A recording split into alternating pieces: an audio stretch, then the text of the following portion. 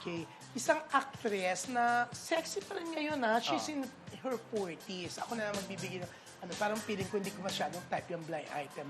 So, eto na, nakita daw kamakailan, nakasama isang controversial sabi ko yung Chinese tuloy. Businessman, sige. Ayan, sige. Na kasama raw sa isang event. So, mababawasan po ang clue kasi na sabi ko Chinese businessman. Okay. Yung isang sexy actress. So, nung ka-chat ko yung sexy actress na sabi niya, may sinulat ako sa Abante sa kanya. Tapos pinadala niya sa akin, nahiya daw siya doon sa isang tao, dahil doon sa sinulat. Sabi ko, bakit? Totoo naman yan, ha? Ang dami nakapansin, di ba? Napansin mo, di ba? So, totoo. Hindi ko nagkwento sa akin, nagkwento ko sa'yo. Sabi mo, nga, napansin ko rin yan. Napansin ko rin yan sa isang malaking event. Okay. Pero, ang nakakaloka, nalilink din siya sa isang Chinese businessman. Ang ganda-ganda naman kasi ni mukha pa rin siyang bata, di ba? Nakita daw silang magkasama. Sabi nung sa source ko, magka-date. Sabi ko, baka naman magkasama lang. So, tinanong si actress, naku, may intriga nga ganito. Naku, sabi niya. Yung isang issue pa rin ang sinasagot niya sa akin. Pero yung tungkol sa chismis sa kanila ng Chinese businessman, hindi niya sinagot talaga. Kilala ba si Chinese businessman? Oo naman, no? Dahil nalilink din siya sa isang hindi na active na actress, okay? Na maganda yung actress na yun.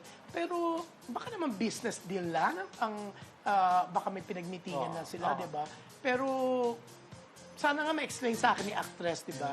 Huwag nang kuluha, makuha mo naman kung sino. Pero hindi ka taka-taka na ma-inlove yung mga businessman, yung politiko sa kahit kanya. Kahit hindi businessman, kahit kasi sino pa siya, niya, diba? oo. Parang nadumian yung sapatos. Niya. Parang na-depress ako. talagang O gusto mo lang ipakita sa amin yung sapatos? Hindi naman. So yung, ba't tayo mo magbigay ng clue sa actress? Ang daya ni June.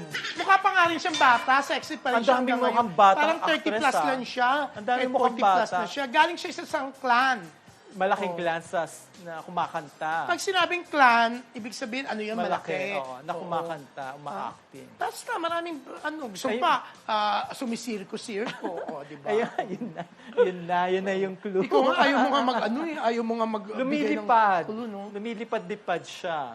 Sino? Pag masaya siya. Yung actress. Yung actress? Hindi pa rin mag-gets na dyan.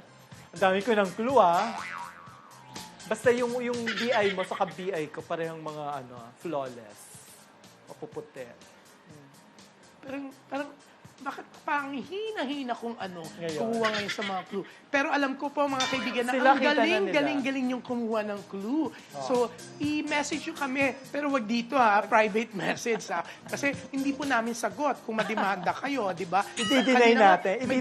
May disclaimer kanina yung mga opinion daw natin ay hindi sagot ng Abante o ng Abante Teletabloid, At di ba? i-deny natin, June. Oo nga. At yung opinion po ni OG Diaz ay hindi OG po sa akin. Diaz? Ay, my gosh. OG Narvaez Rodriguez. Ako, June, Magkaibigan ba kayo ni OG Oo, Diaz? kumari ko si June. Kumari natin siya, di ba? Sino inaanak mo? Yung pangalawa.